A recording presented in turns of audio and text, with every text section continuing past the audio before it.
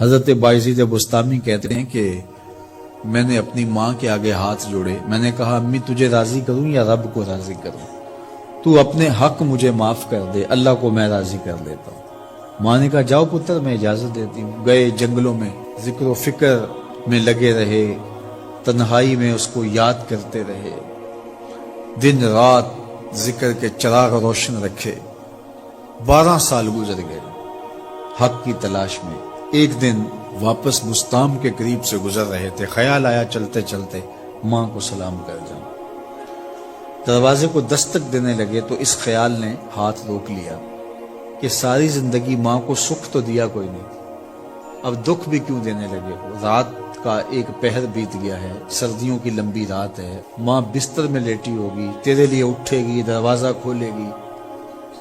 دروازے کے ساتھ ہی لگ کے بیٹھ گئے اور ساری رات کاٹ دی، اس خیال سے کہ ماں کو تکلیف نہ ہو۔ جب سحری کا وقت ہوا تو اندر سے جو نالی آتی تھی اس نالی سے پانی آیا، سمجھ گئے میری ماں تہجد کے لیے اٹھی ہے اور وضو کا پانی ہے، تو فوراً دروازے پہ دستک دی۔ اندر سے آواز آئی بیٹا بایزید میں ابھی آئی۔ مائیں بیٹوں کے دستک کے انداز سے جان لیتی ہیں یہ کس بیٹے کے ہاتھوں کا لمس ہے۔ 12 سال کے بعد آئے، دستک دی، کہا بیٹا بایزید میں ابھی آئی۔ ماں کی تو نگاہیں ہی دروازے پہ رہتی ہیں۔ اللہ اکبر۔ کہتے ہیں کہ ماں نے دروازہ کھولا، 12 سال جنگلوں کی خاک چھانتے بیت گئی تھی، پراگندہ صورت، بکھرے ہوئے بال، پھٹے ہوئے کپڑے۔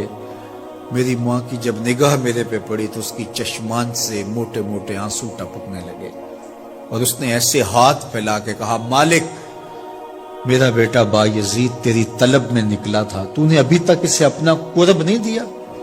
حضرت بایزید بستامی کہتے ہیں 12 سال کی ریاستوں سے جو کچھ نہیں ملا تھا ماں کے اٹھے ہوئے ہاتھوں سے مل گیا۔ میں نے کہا مالک میں تجھے کہاں ڈھونڈ رہا ہوں، تو کہاں موجود ہے؟ تو ماں باپ کی رضا اللہ کی رضا کا دروازہ کھولتی ہے۔ جن لوگوں کے ماں باپ ناراض ہیں اور وہ جا کے پیر صاحب کی خدمت کرتے ہیں اور میاں ماں کے قدم چومو، باپ کی ٹانگیں دباؤ، ان کی خدمت کرو، تمہارے پہلے مرشد وہ ہیں، ان کو راضی کرو، پھر کسی شیخ کامل کی صحبت میں آنا، دیکھو کیسے دل کی بند کھڑکیاں کھلتی ہیں۔ ایک مرشد تو ناراض کر آئے اور دوسرے مرشد سے تمہیں کیا ملے گا؟